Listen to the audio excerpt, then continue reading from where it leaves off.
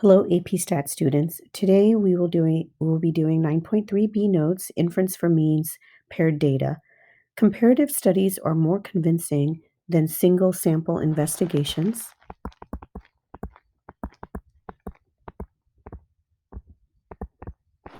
Therefore, one sample inference is less common than comparative inference.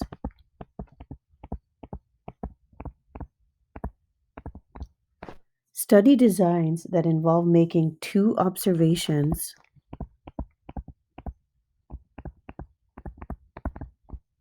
on the same individual or one observation on each of two similar individuals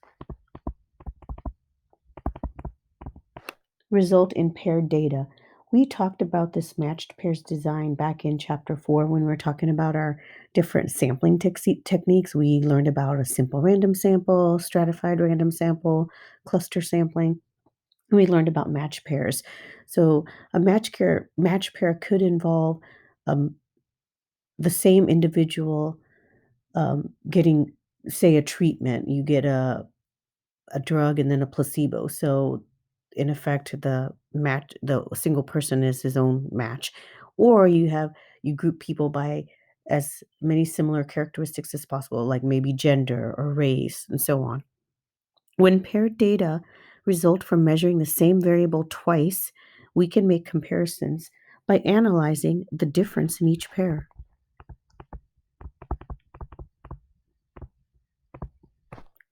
If the conditions for inferences are met, we can use what is known as we can use the one sample T procedures to perform inference about the mean differences.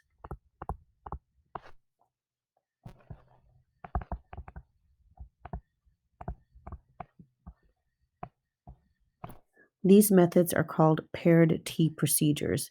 But the formula doesn't change, just the name of the test changes. Let's take a look at an example. For their second semester project in AP Statistics, Libby and Catherine decided to investigate which line was faster in the supermarket, the express lane or the regular lane. To collect their data, they randomly selected 15 times during a week, went to the same store, and bought the same item. However, one of them used the express lane and the other used a regular lane. To decide which lane each of them would use, they flipped a coin. So, flipping a coin, that's a random assignment. If it was heads, Libby used the express lane and Catherine used the regular lane. If it was tails, Libby used the regular lane and Catherine used the express lane. They entered their randomly assigned lanes at the same time and recorded the time in seconds it took them to complete the transaction. So on the left, if you look, the time in express lane is listed, that's in seconds, and then on the right side, the time in regular lanes. And so we would have to end up putting this in a list. And so when you're putting this in a calculator, put this in list 1, put this in list 2, and there's going to be something in list 3. So what we want to do, we will consider the differences in time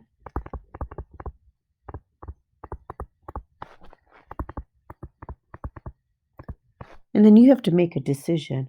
Do you want to do regular lane minus express lane or express lane minus regular lane? How does your brain work?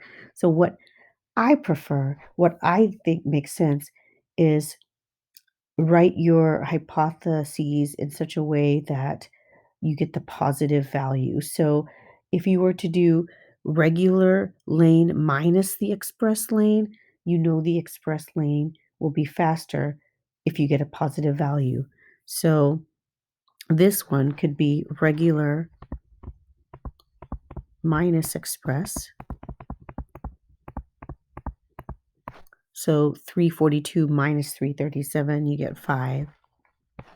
472 minus 226, you get 246, so on. Okay, so we will consider the differences in time, and I would choose regular minus express so that A positive value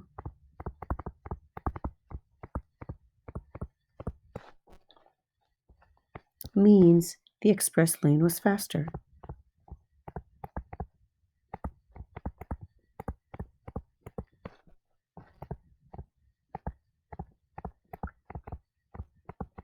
If you do it the other way, you will just change your hypotheses and you'll get different numbers, but ultimately you'll still get the same conclusion. So, what you do in a calculator, you enter list one, the time in express lane in seconds for those 15 different times, and then do the same thing with list two. And then you don't need to actually physically subtract all of them. You can create a list three, which is what I would recommend. So instead of subtracting all of these, you go to list three, and at the very bottom of your, or at the top of list three, you would put L2 minus L1. And then you can do a one variable stat on list three. And that way it takes care of doing the mean, the sample mean, and the sample standard deviation because we're looking at the difference. We're not looking at the individual lists. And so I'm going to go ahead and list all these. I did that ahead of time.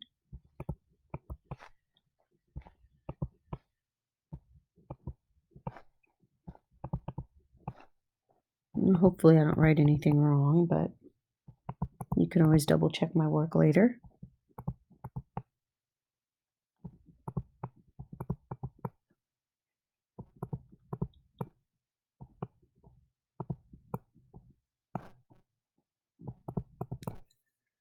Right.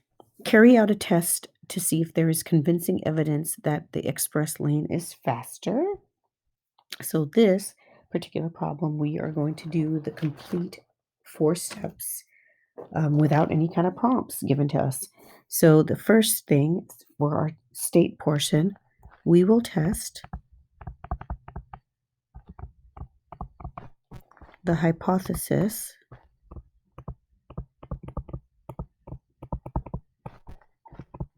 that the express lane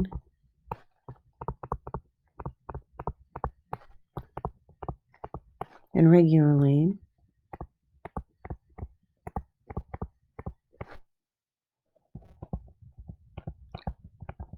are the same speed because that's what your state is.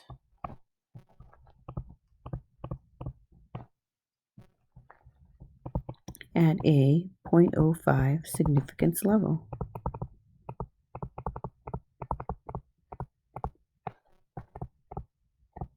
Okay, and then we want to list our null hypothesis. So our hypothesis of no difference is the mean difference is equal to 0.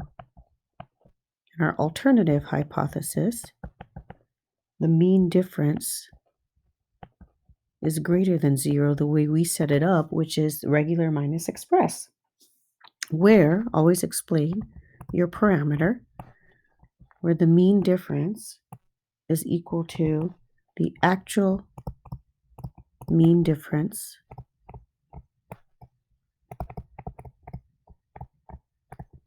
in time,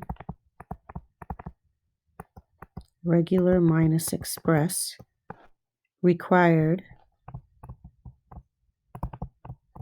to purchase an item at the supermarket.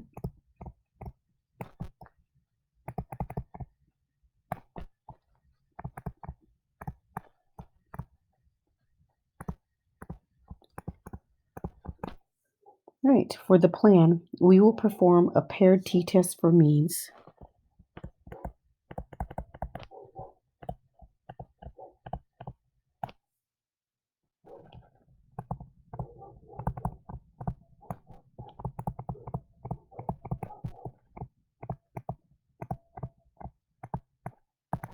Okay, let's take a look at our conditions. Random.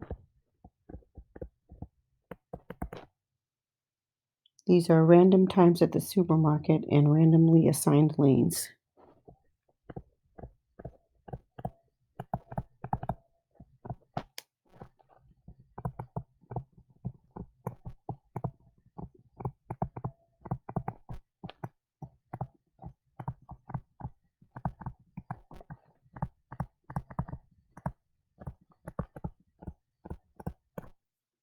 Okay. The normal condition, let's see. 15 is not greater than or equal to 30. So we would have to graph the differences, and lucky for you, I did it ahead of time.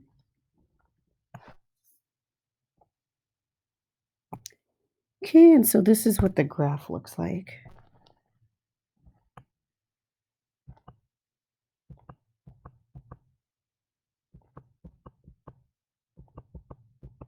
Something like that. It was fairly linear. However, there was one point out here that was concerning. So I thought it would be best to check out the modified box and whisker plots. So the modified box plot is the one that has the outliers drawn in, if there are any. And this is what the graph looked like of the modified box plot.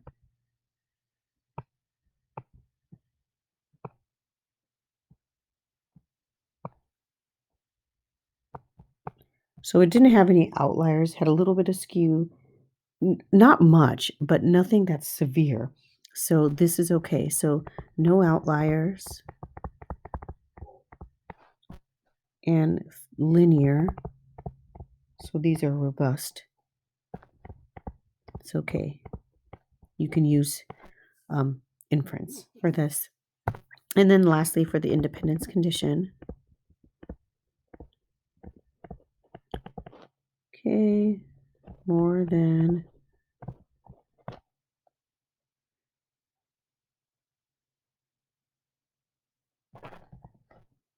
150 times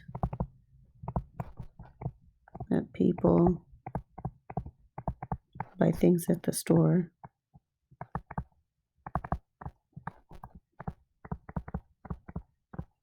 And also the random assignment that was given assures independence as well.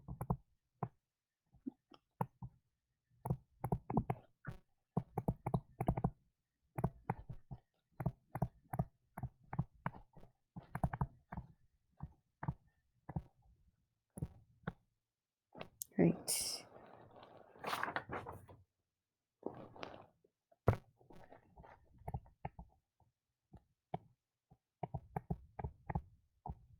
And let's go ahead and go to our calculations portion.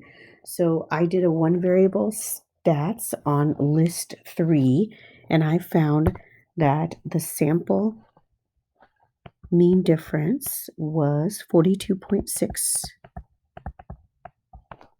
The standard deviation, and you could definitely check this out on your own, is 84.01927. And then to do our test statistic, take our sample mean,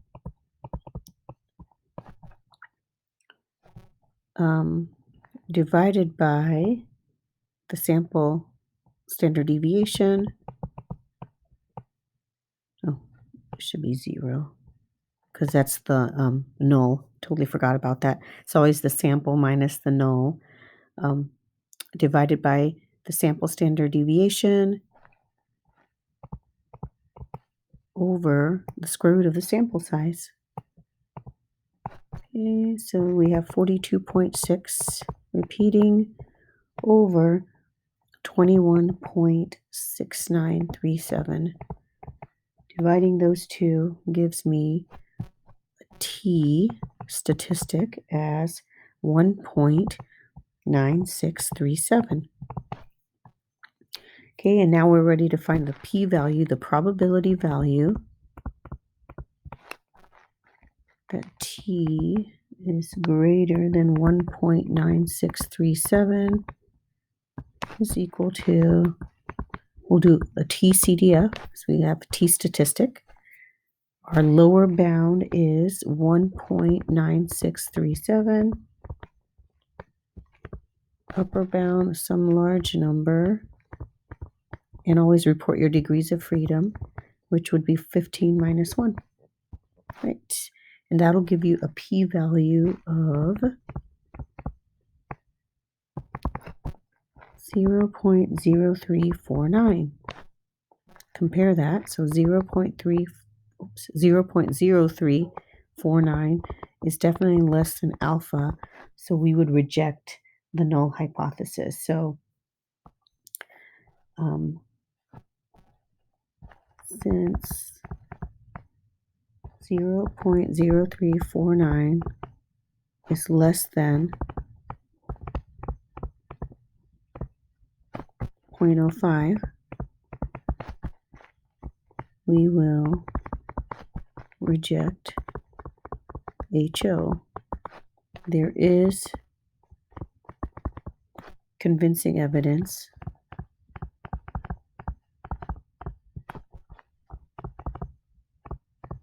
don't just say you're going to reject or fail to reject, tell why. So there is convincing evidence that the difference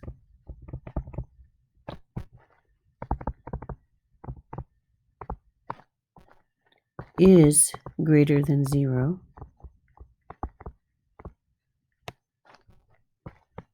and that the express lane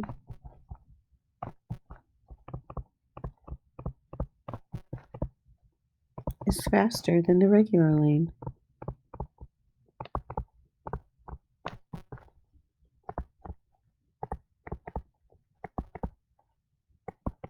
All right. And now the last little bit, well, there a little bit about paired data and then just using tests wisely will round out our information on significance testing for means. So individual scores are dependent when it comes to paired data, but differences in scores are not dependent, they are independent.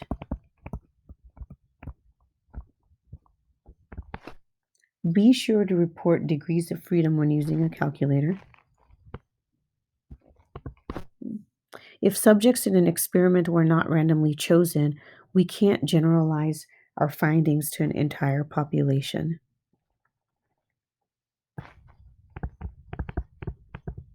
And students often make that mistake. So students often mix up the role of random selection and the role of random assignment when they're doing statistical studies. So random selection from a population allows us to make that inference about the population based on sample data.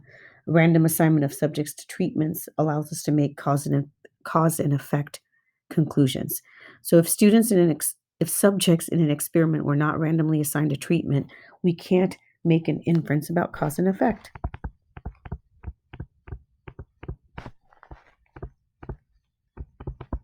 In our example, everything was done randomly, but not always the case. If you're doing a study that involves, say, the effects of caffeine on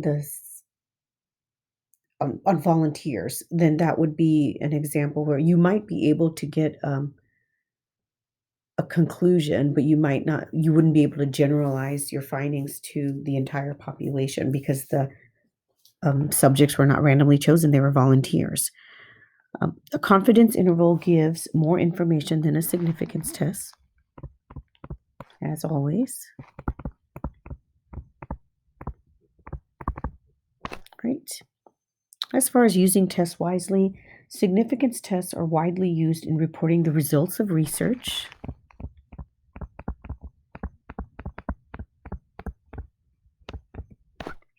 In many fields, new drugs require significant evidence of effectiveness in study, and we know all about that right now with all the different COVID vaccines out there.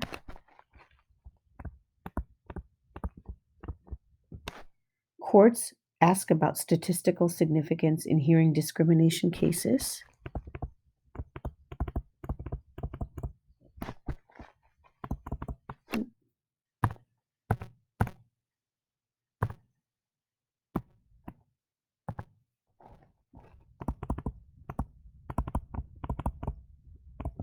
In all cases, statistical significance is valued because it points to an effect that is unlikely to happen by chance.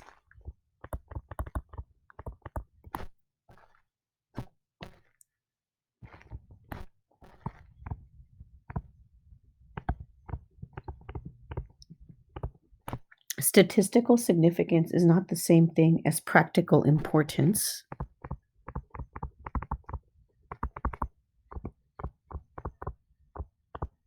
Pay attention to the actual data. So, plot data, look for outliers.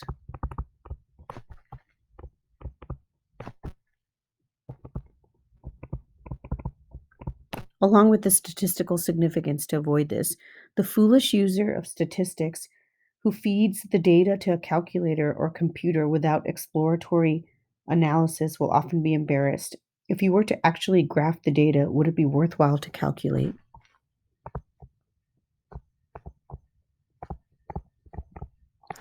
Don't ignore the lack of significance. Usually, more data will be needed to help us make some conclusions. When planning a study, verify that the test you plan to use has a high probability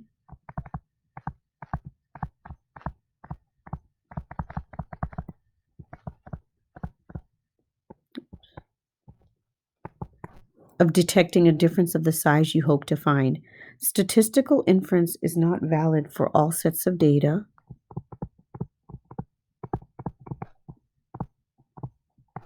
Badly designed surveys or experiments will yield invalid results. Always ask how the data was produced if you're looking even at other studies. Running tests multiple times to get the significance you want will have little meaning. And those are our notes for today. Have a great day, AP Stat students.